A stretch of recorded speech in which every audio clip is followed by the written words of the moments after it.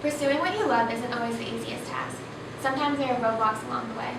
Not enough promotion, people don't understand your work, you simply don't make enough money to support your own house. But despite the sacrifice of human love and fancy living, the feeling of following your dream can outweigh all. In this particular case, we examine an aspiring artist looking for his big breakthrough. At age 67, Turey has been working with stained glass since 1974, honoring some of the greatest sports heroes in history.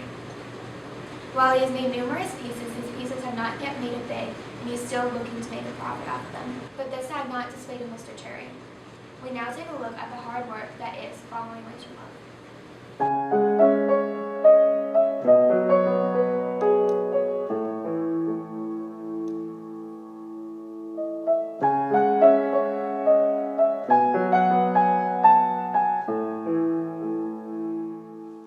Hi, I'm Turey, glass artist, profiles in glass from Bethel, Connecticut, and I primarily work with sports and musical figures in glass, and occasionally doodle and do some smaller pieces that don't apply to profiles.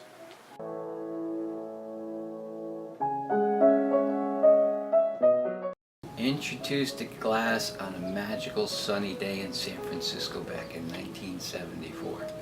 I had a friend, his girlfriend was visiting, friends of hers that were getting married that weekend in Sausalito, and we got together, and it just so happens that the woman who was getting married was a glass artist. So I was introduced to the art of glass later on that week, and then the first day of being introduced, got into creating a small little minor sunset with a friend, and from then on it was love at first sight. What drew me into the sports? Well, essentially I played a lot of sports when I was younger. Baseball, football, basketball. So I was always outdoors, running, playing, and got the idea of trying to create sports murals that would portray an athlete at full extension, no matter what you were doing, whether you were playing, you were shooting a basketball, you were batting a ball, catching a ball, trying to capture that one moment in time when somebody is at full extension, and let other people know that don't play sports what that might feel like. Having graduated from college with a business degree, and then traveling around the country, and then after traveling around the country I wanted to travel more. Took a part-time job and worked for a while, and then went to Europe for 4 months. Returned, went to graduate school, and I actually got into the arts through the eye of a camera in graduate school, having taken a video course and a still photo class. So that opened my eyes to the wonderful world of art. Before that I really wasn't into the arts, it was pretty much sports. So what I've tried to do is take my life experiences, early life experiences with sports, and translate them through the eye of the camera, which is also translated into my glasswork. This mural was inspired by the parade for the Red Sox after they won the World Series this past year. So what I tried to portray in this mural is Big Pappy being Boston strong and leading the way. The green represents the Green Monster, and we put in a couple of murals that pictures that were created of the Red Sox celebrating with their $100,000 bottle of champagne. And in the upper left-hand corner I have a Boston Strong mural, which was created. That's a local mural that's in Reading on Umpqua Road. So what was so inspiring to this glass artist about these sports figures? Well, I think as a youngster growing up, it was more about basically, I guess, the winning, because they were constantly winning. Or more so, I think with Mickey Mantle, it always seemed to me that it would be top of the ninth, 2 outs, he'd have a full count, they'd be losing by a run, it'd be one man on base, and he'd always come through and hit a home run and they'd win the ball game. Matter of fact, I have a tape that someone procured for me years ago of the old broadcaster Mal Allen. And it has like a couple of minutes of Mel reiterating the fact that it's a 9th inning, 2 outs, the bases are loaded, and it's a 3-2 count.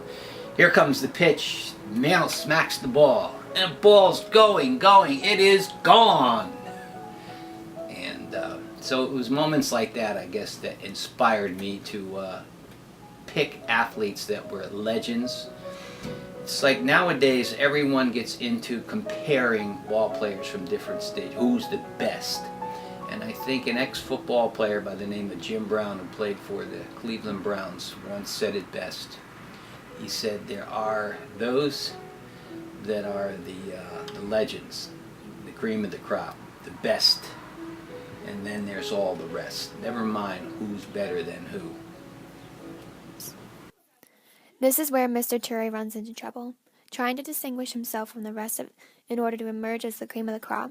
But the key to success in the art world is just as hard as the sports world, and that means coming out on top is equally as rare. Well, essentially, the traveling tied in with the fact that I worked in a studio in Westport, Connecticut in the mid-70s for a while, and most of that work that we did there was decorative. People would come in and want something done decorative. It was more like Tiffany style. And I went on from there and wanted to travel around the States and investigate where my individual work stood on a national scale. So I traveled and did a couple of workshops, one of which was at Pilchuck, which is Rhode Island School Design summer camp in Washington State. Also studied with a glass artist by the name of Narcissus Quagliata, who was into the figure, and that pretty much blossomed into me turning to just strictly wanting to work with figure profiles for the most part. There are other works that I do which I call doodles, but mostly I'd like to be known for my profiles in glass. And I took a 4-month trip around the country, which sort of enhanced me in terms of that's what I really wanted to do. The hardest part is the marketing of your artwork. It's been a long road to where we are now. At this point in my life, I'm stockpiling my artwork. I've done the gallery scene in New York years ago. The problem with that is the gallery has to take, these days, 60%. And if you mark your artwork up that much, maybe it's not going to sell. Or if it does, and it's priced accordingly, then you're not getting paid accordingly for the time that you put in with your artwork nowadays. So pretty much at this point it's a marketing problem. It's somehow I need a little bit of a breakthrough with the artwork. Just I keep flashing along with that. Most rewarding part is the actual doing of the work. I wish I could just do it full-time 24/7, but unfortunately I've had to maintain and pay the bills like everyone else. If you could go back, do you think you would make the same decisions? Like, is it worth it? I think so. I mean, I really believe that